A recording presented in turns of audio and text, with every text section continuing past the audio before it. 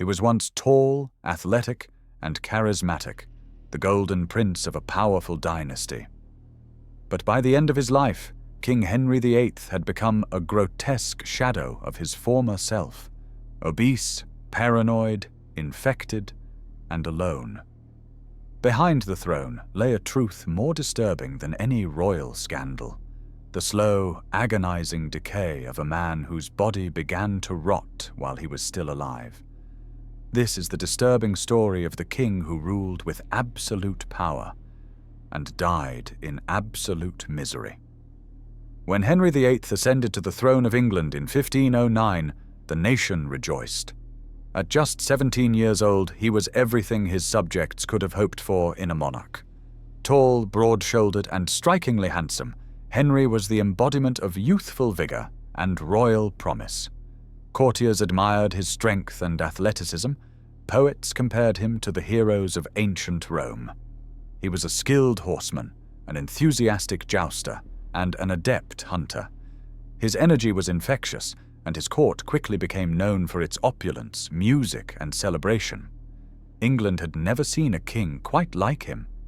But Henry was not only physically impressive, he was intellectually gifted as well. He spoke multiple languages, including Latin and French, and had a deep appreciation for theology, literature, and the arts. He played the lute, composed music, and even wrote poetry. A devout Catholic in his youth, Henry prided himself on his scholarly grasp of Christian doctrine. In fact, he once wrote a treatise denouncing Martin Luther, which earned him the title Defender of the Faith from the Pope. It was a golden beginning for what many believed would be a golden age. Yet beneath this image of royal perfection was something far more complex: a restless ambition, a powerful ego, and an unrelenting obsession with legacy. Henry had grown up in the shadow of his older brother, Arthur, who was originally destined to be king. But Arthur died young, and Henry was suddenly thrust into a role for which he had not been carefully groomed. This unexpected ascent planted in him a deep-seated pressure to prove himself, not just as a capable king, but as a great one. He wanted to be remembered, not merely for maintaining the kingdom, but for reshaping it in his image.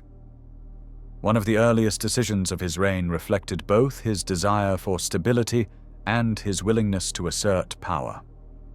He married Catherine of Aragon, his brother's widow, solidifying a political alliance with Spain.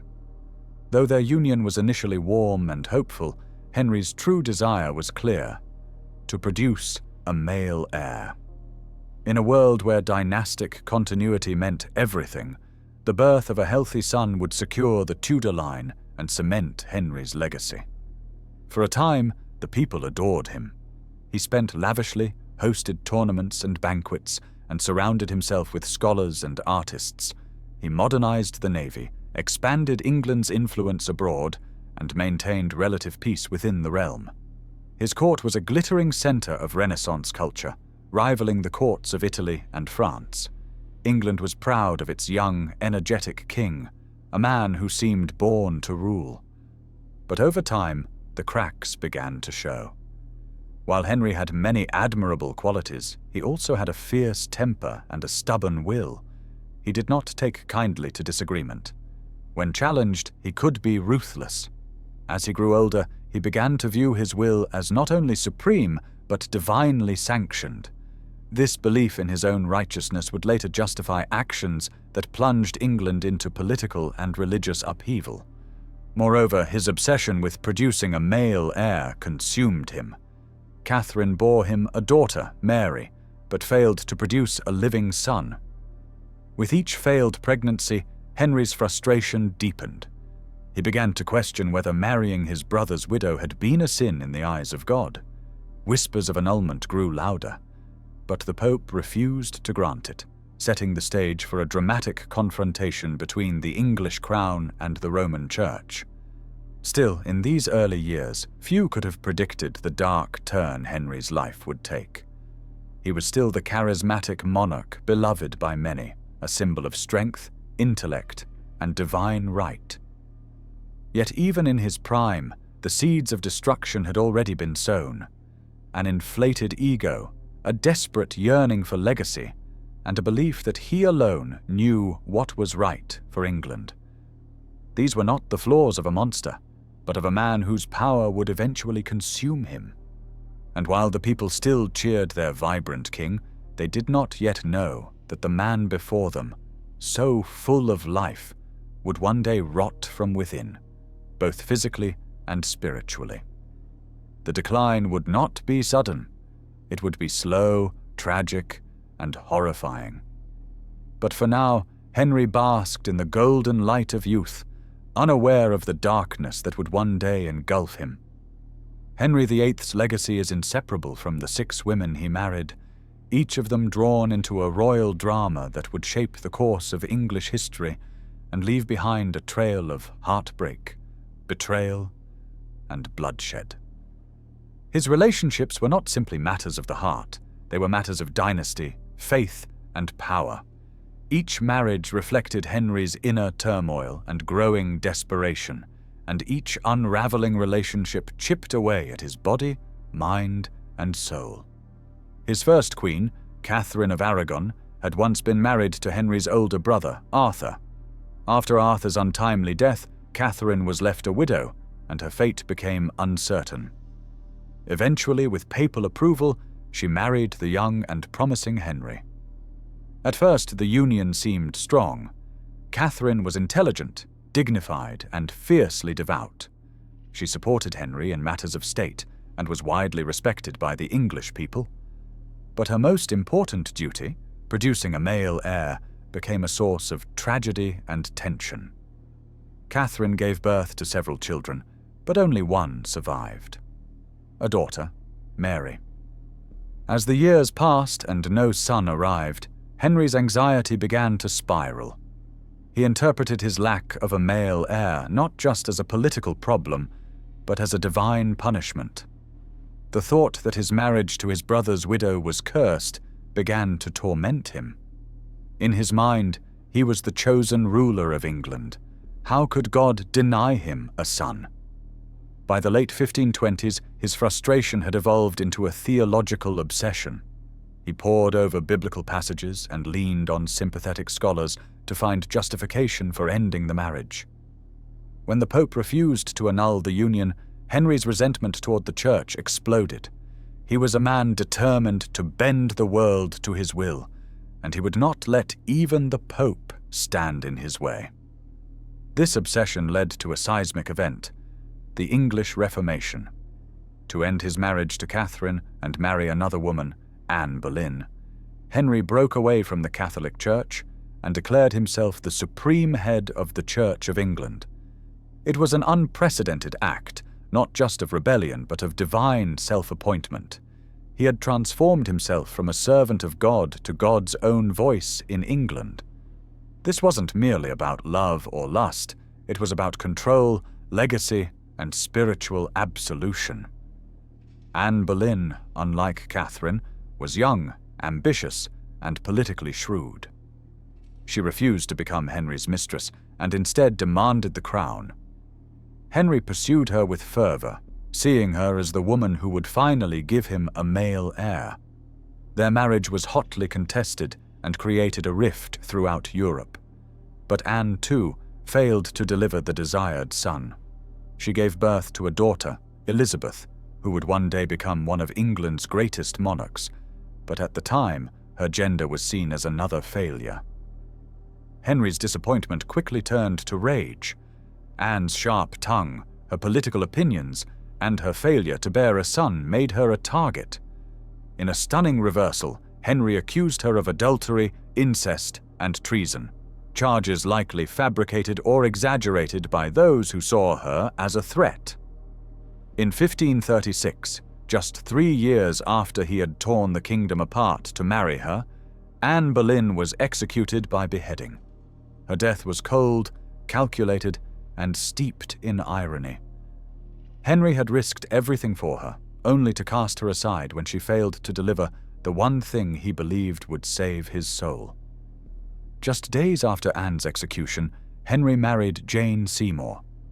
Unlike the fiery Anne, Jane was quiet, obedient, and uncontroversial, exactly what Henry believed he needed. Finally, in 1537, she gave birth to a long-awaited son, Edward. It seemed as if Henry's prayers had been answered. But the joy was short-lived. Jane died just 12 days after giving birth, likely from postnatal complications. Henry was devastated. In his eyes, Jane had succeeded where all others had failed, and he would later call her his true wife. He never forgot her, and she was the only one of his queens to receive a queen's burial beside him. But the tragedy reinforced a pattern. Every time Henry came close to securing his legacy, it slipped through his fingers, leaving behind more death and grief. After Jane's death, Henry entered into a political marriage with Anne of Cleves, a German noblewoman. He agreed to the match based on a flattering portrait, but when she arrived in England, he was appalled by her appearance. Claiming she was unattractive and that he couldn't consummate the marriage, he had it annulled after just 6 months. Anne was lucky. She walked away with her head intact, a generous settlement, and the title of the king's beloved sister.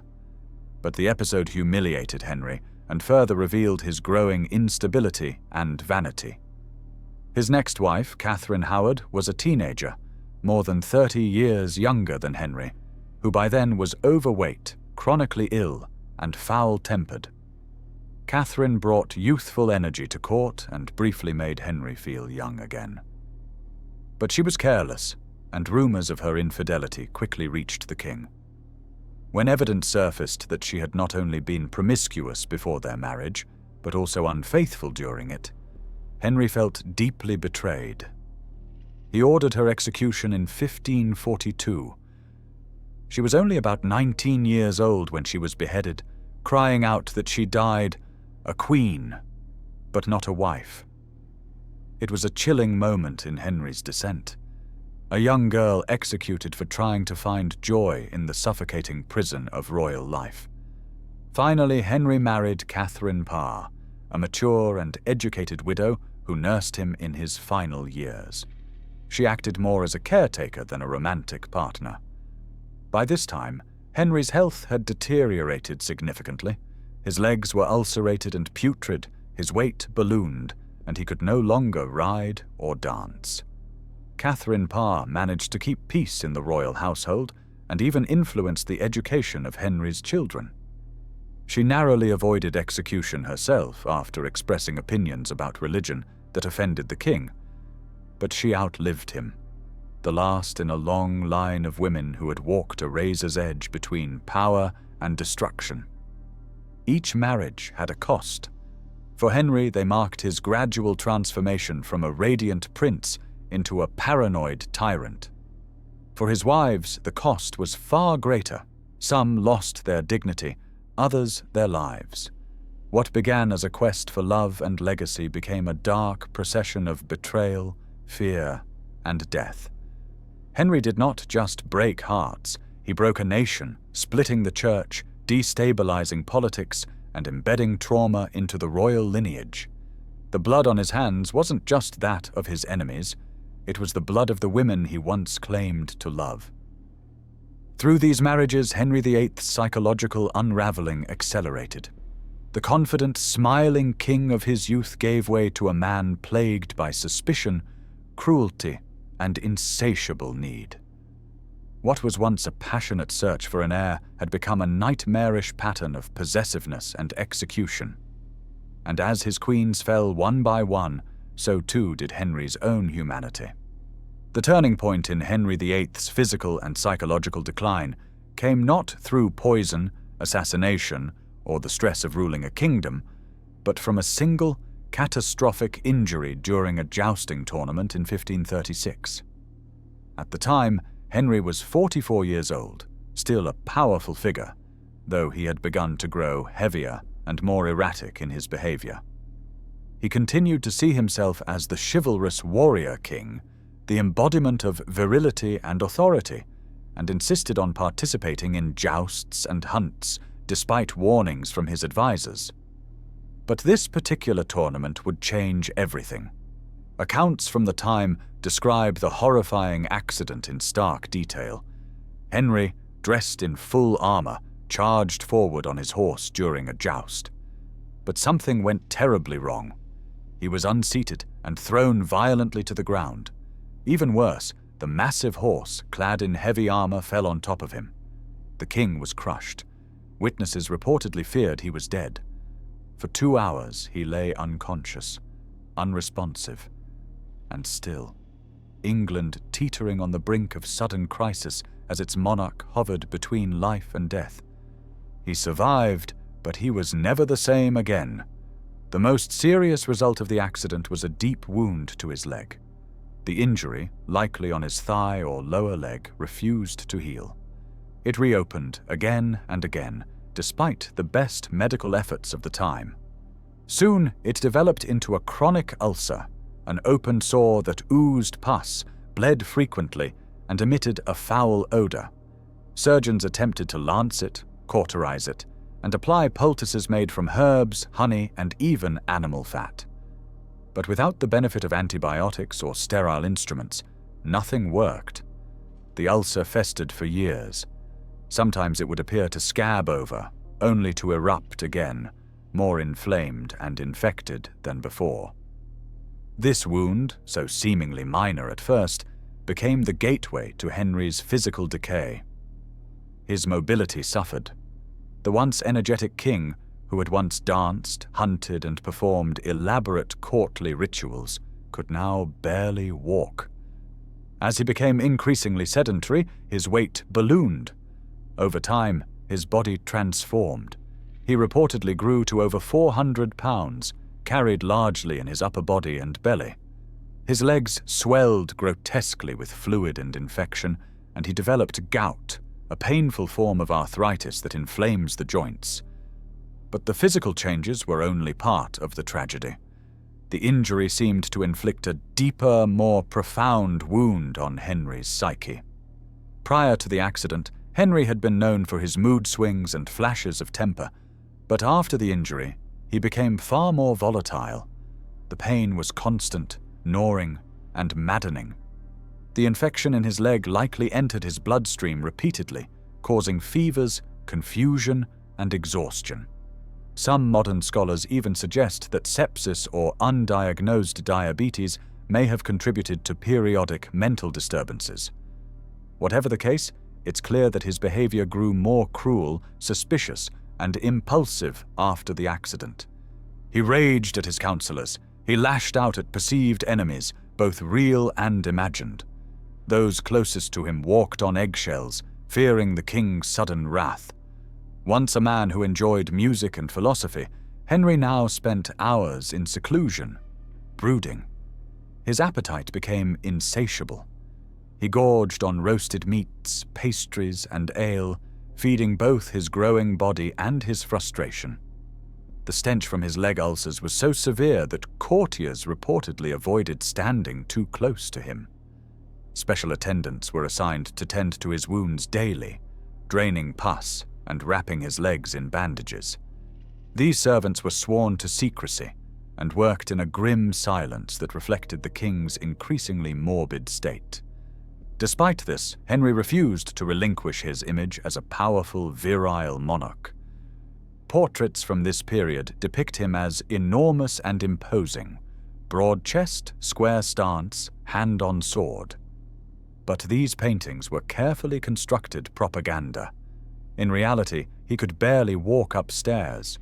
A mechanical device had to be installed to hoist him onto his horse.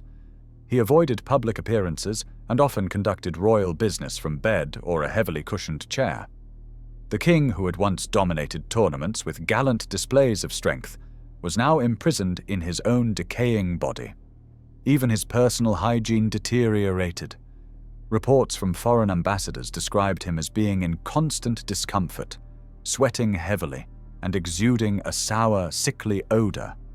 His ulcerated legs were sometimes so swollen that his physicians had to lance them multiple times a day. Occasionally, the infection grew so severe that his courtiers feared he would not survive the night. And yet, Henry endured. Fueled by rage, willpower, and a deep refusal to relinquish control. The accident also marked a shift in how Henry viewed loyalty and betrayal. Friends became enemies overnight.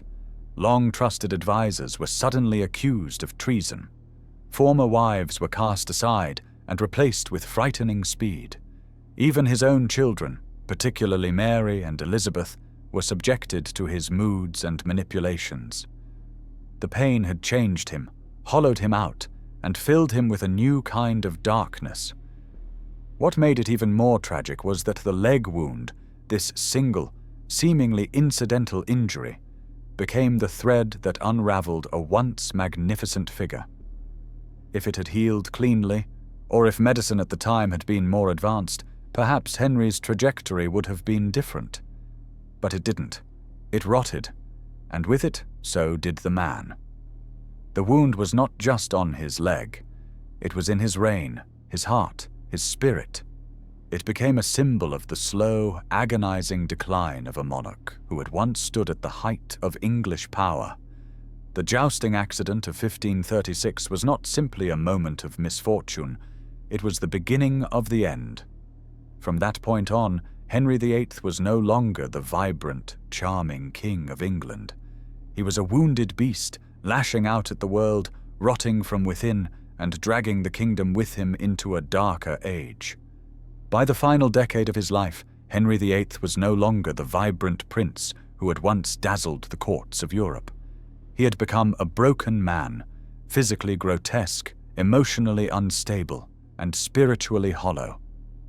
His body, once admired for its athleticism and strength, was now a prison of pain and disease.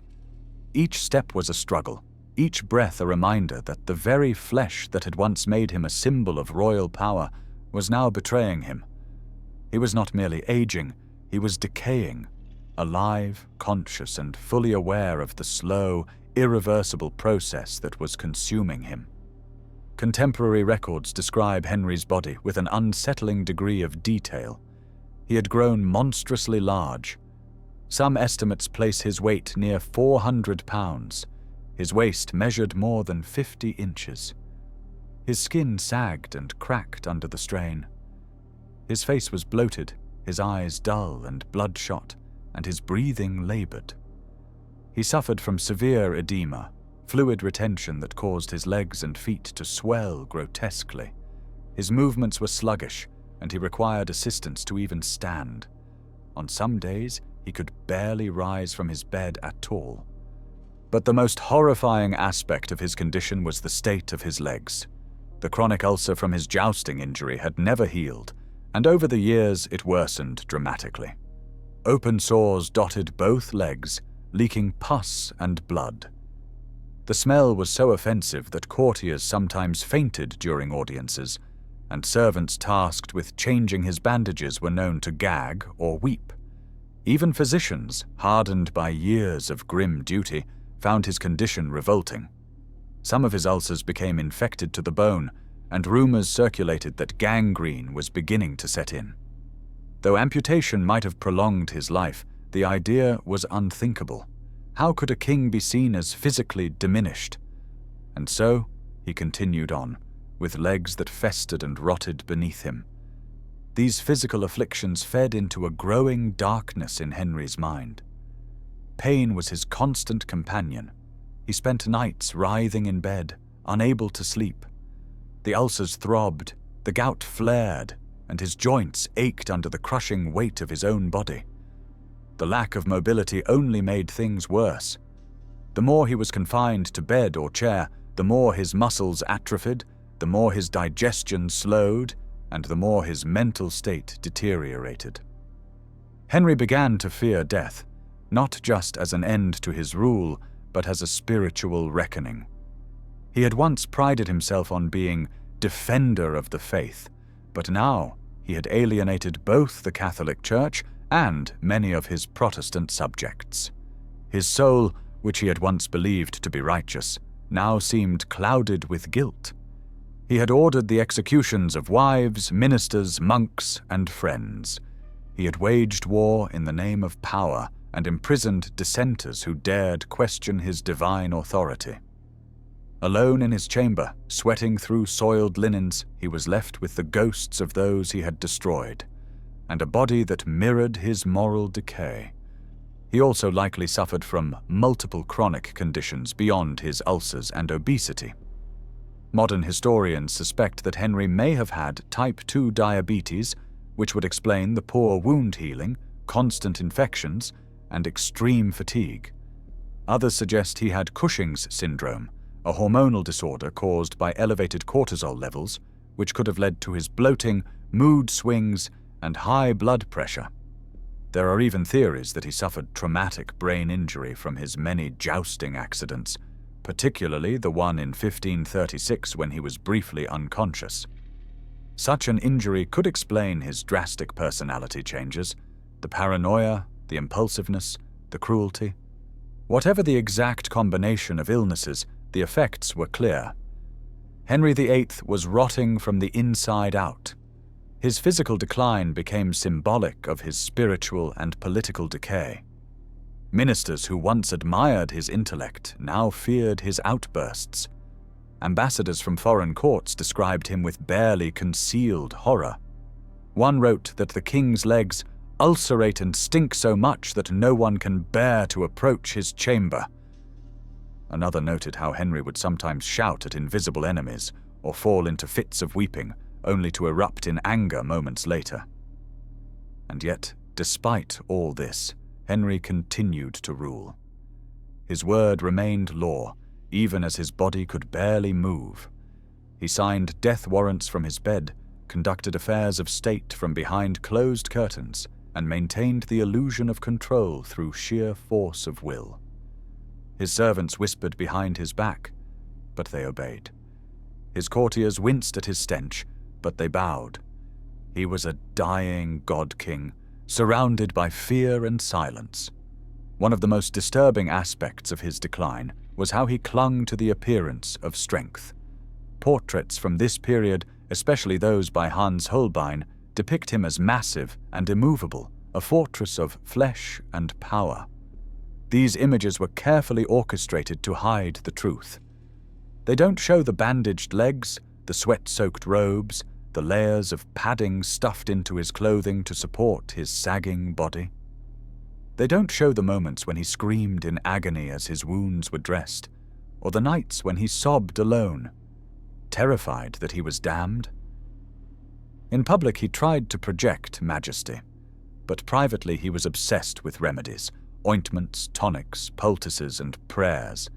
He summoned alchemists and quack doctors. He issued edicts for new treatments and demanded rare ingredients. Some of these cures involved the application of herbs mixed with honey or animal dung. Others called for bloodletting or blistering. Nothing worked. The decay continued. It wasn't just his body that collapsed. It was the very image of kingship he had worked so hard to create. The mighty monarch who had once defied the Pope, rewritten the laws of religion, and ruled with unshakable confidence, was now riddled with pus and regret. The king who had executed 2 wives, divorced 2 others, and broken an empire for the promise of a son, now lived as a prisoner of flesh. His rotting body was a daily reminder that not even kings can escape time, judgment, or the consequences of their actions. By the time his final days approached, there was little left of the man who had once commanded the stage of Europe. He could no longer mount a horse, no longer dance, no longer father children, no longer even walk unaided. He ruled not from a throne, but from a festering bed. The people who came to serve him had to stifle their revulsion. He reeked of decay, and everyone knew it, yet no one dared say a word. This was Henry VIII, the man who had torn his country from Rome, who had rewritten history in the blood of queens, who had sought glory, immortality, and divine authority. And in the end, he became something worse than merely old or infirm. He became a living corpse, a king who rotted alive while the world he had broken stood silently around him. On January 28, 1547, Henry VIII died at the age of 55. But his death was not the dramatic, glorious departure one might expect from one of history's most powerful monarchs. It was slow, painful, and deeply unsettling, an ending that mirrored the grotesque decline he had suffered in the final years of his life. By the time death came for him, Henry was no longer a man. He was a bloated, ulcerated, half-rotten shadow of what he had once been. His body had become so corrupted that even death itself seemed reluctant to touch him, forcing him to endure days of unbearable agony before finally releasing him. In the weeks leading up to his death, Henry was confined almost entirely to his bed. He could not walk, could barely speak, and required teams of servants to tend to his most basic needs. His legs had swollen to monstrous proportions, riddled with ulcers that leaked constantly. His breath was foul, his skin waxy and yellow, and his entire body seemed to creak and groan with every slight movement. He reportedly suffered from recurring fevers, confusion, and hallucinations.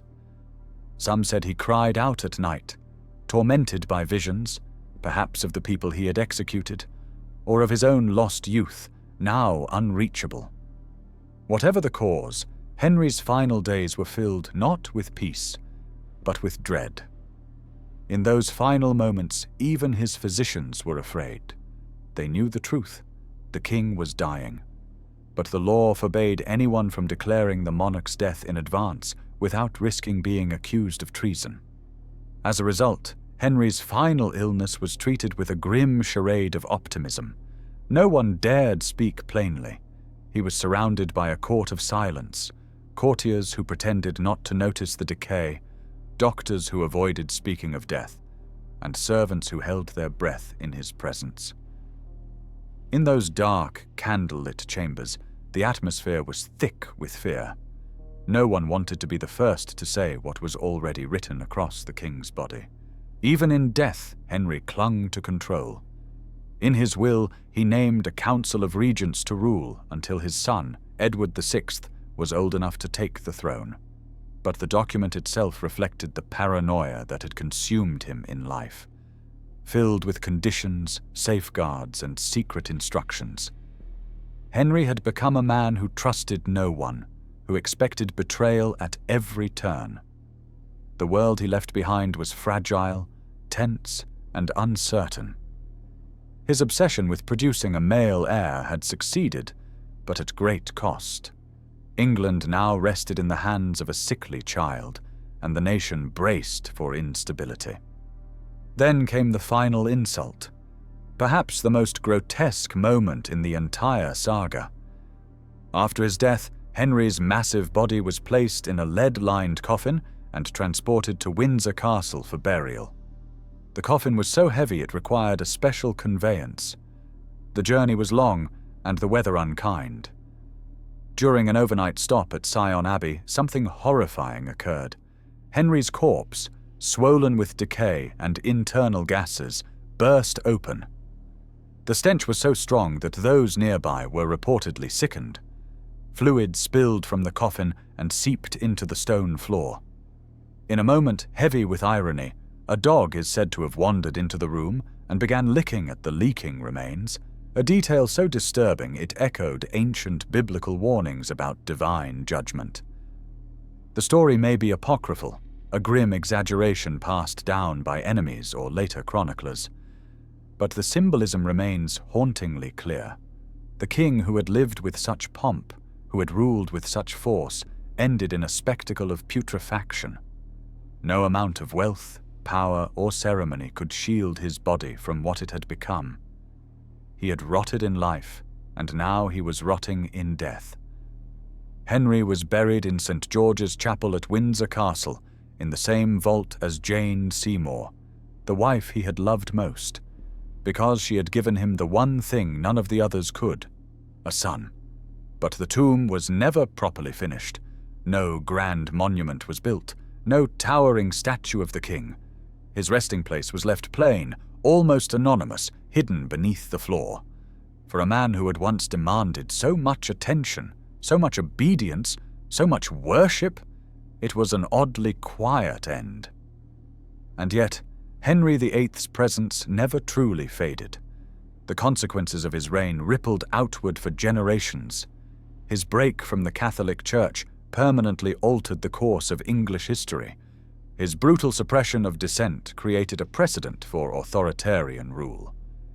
His obsession with heirs and succession led to a period of political chaos that would later explode into rebellion, civil war, and the execution of another king, Charles I. His children, Edward, Mary, and Elizabeth, each bore the scars of their father's reign. Edward, the boy he had longed for, died young. Mary, daughter of Catherine of Aragon, ruled with a vengeance, burning Protestants at the stake in a desperate attempt to return England to Catholicism. Elizabeth, Anne Boleyn's daughter, would go on to become one of the most celebrated monarchs in history, but even she governed with a wary eye, haunted by the blood and betrayal that defined her father's legacy. In the centuries since, Henry VIII has become a figure of fascination and horror. He is remembered not only as a builder of navy fleets, a reformer of religious institutions, and a charismatic Renaissance prince, but also as a tyrant, a murderer of wives, a paranoid despot whose body rotted long before he was buried. His story is a reminder of how power, unchecked and unchallenged, can twist even the most promising soul into something monstrous. It is said that history remembers kings for what they leave behind: their laws, their wars, their children, their monuments. But with Henry, what we remember most vividly is the man himself, the flesh, the wounds, the fury, and the rot. His reign was not just written in ink or stone. It was written in the smell of his ulcers, the cries of his wives, and the silence of his courtiers who dared not speak as their king dissolved before them. In the end, Henry VIII did not simply die. He decayed, alive, conscious, and surrounded by the empire he had shaped with fire and blood. His legacy was secured not only by his actions, but by the disturbing spectacle of his decline. He was the king who rotted alive, and history has never forgotten.